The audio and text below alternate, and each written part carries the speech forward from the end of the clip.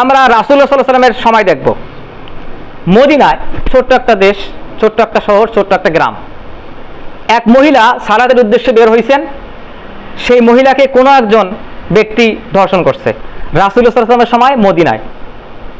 তখন রাসূলুল্লাহ সাল্লাল্লাহু আলাইহি ওয়াসাল্লাম কি করলেন? তৎক্ষণাৎ ওই মেয়ের চিকিৎসার ব্যবস্থা করলেন এবং যে ব্যক্তি ধর্ষণ করছে তাকে মৃত্যুদণ্ড দিলেন।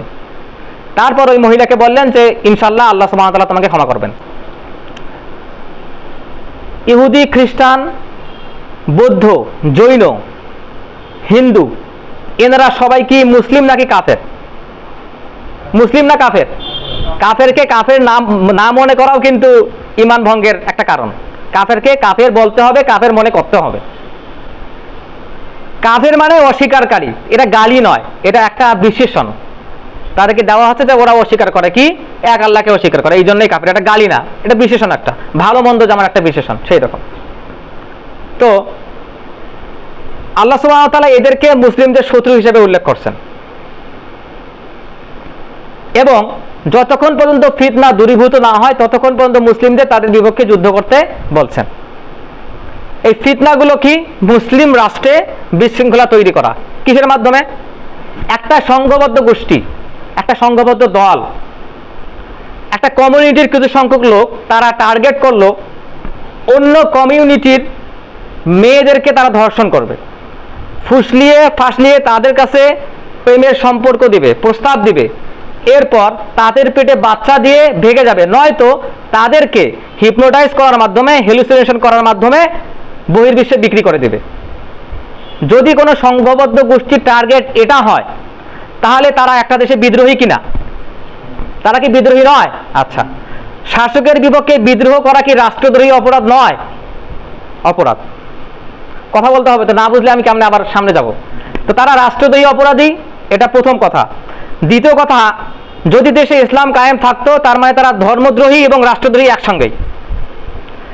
তাহলে সর্বোচ্চ অপরাধ যদি হয় পতাকাকে অবমাননা করা, সর্বোচ্চ অপরাধ যদি হয় জাতির পিতার সম্পর্কে কটূক্তি করা, সর্বোচ্চ অপরাধ যদি হয় জাতীয় সঙ্গীতের সময় বসে থাকা, সর্বোচ্চ অপরাধ যদি এগুলো হয়ে থাকে, কোনো সংঘবদ্ধ গোষ্ঠী যদি কোনো মুসলিমের বিপক্ষে তাদের ভিতরে বিভক্তি ছড়ানোর লক্ষ্যে তাদের মুসলিম মা বোনদের টার্গেট করে রাষ্ট্রদ্রোহী অপরাধ করে থাকে, সেইখানে রাষ্ট্রের ভূমিকা তাদেরকে রাষ্ট্রদ্রোহিতার শাস্তি দেওয়া কিনা?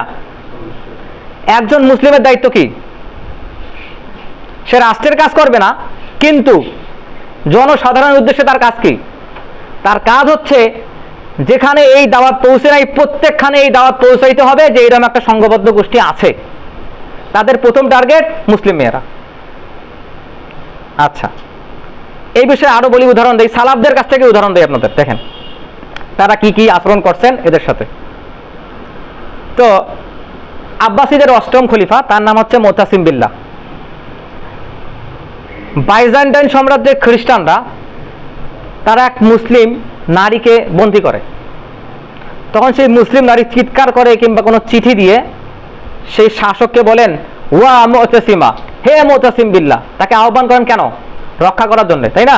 আচ্ছা, তখন মুতাসিম বিল্লাহ বললেন, লাব্বাইক ইয়া উখতা, হে আমার বোন, আমি উপস্থিত হচ্ছি। তারপর তিনি তার রাজধানী থেকে সৈন্য নিয়ে বাইজেন্টাইন সাম্রাজ্যের রাজধানী সেটা দখল করে সেই মহিলাকে উদ্ধার করেন। চিন্তা করেন একজন মহিলার ইজ্জত কত দামি। এরপরে ফিলিস্তিনে ক্রুসেডাররা যখন ফিলিস্তিন অবরোধ করে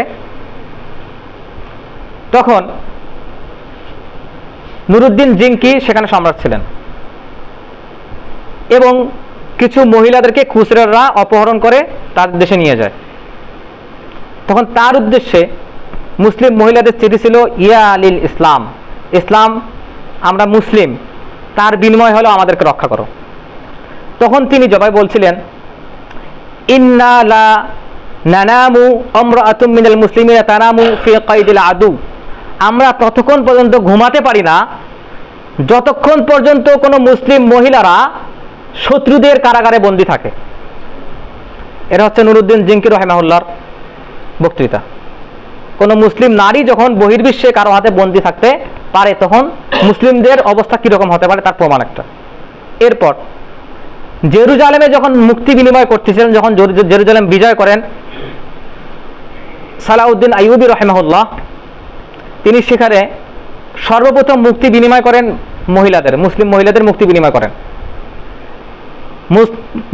মুক্তি বিনিময় করার পরে কোনো এক মুসলিম নারীর চোখে তিনি পানি দেখতে পান, তিনি কান্না করতেছেন অত্যাচারের কারণে। তখন তিনি বললেন, কোনো মুসলিম মহিলা বিধর্মীদের অত্যাচারে কাঁদবে আর আমার দেহের ভিতরে আমার রূহ থাকবে, এটা হতে পারে না। এটা ছিল মুসলিম শাসকদের, মুসলিম মহিলারা যদি অন্য কারো হাতে বন্দী হয়, এই ছিল তাদের মানে দায়িত্ব কর্তব্য, তারা কিভাবে পালন করতেন, এগুলো হচ্ছে তার প্রমাণ। এরপর খলিফা মামুন রশিদ একবার শুনলেন তার রাজ্য দিয়ে কোনো এক কাফেলা যাচ্ছিল, সেই কাফেলায় কিছু মহিলা ছিল, সেই মহিলাদের আক্রমণ করে তাদের তো ছিনিয়ে নিয়ে গেছেই, তাদের দ্রব্যও ছিনিয়ে নিয়ে গেছে। তখন তিনি কি করলেন, তার রাজপ্রসাদ থেকে সৈন্য নিয়ে গিয়ে তিনি সেই যারা এই লুটতরাজের কাজ করতে তাদেরকে শাস্তি দিলেন এবং মুসলিম মহিলাদের উদ্ধার করলেন। রোমান সৈন্যরা মুসলিম নারীকে যখন অপহরণ করেন, যে ইন দামাল মুসলিমুন লা ইয়াহুনা আলাইনা, কোনো মুসলিমদের রক্ত আমাদের কাছে ফেলনা নয়। কেন? মুসলিমদের রক্ত কাবার চেয়ে বেশি মূল্যবান। কিন্তু ফাকাইফা ইয়ারাদুল মুসলিমা, তাহলে একজন মুসলিম নারীর ইজ্জত আমার কাছে কত দামি।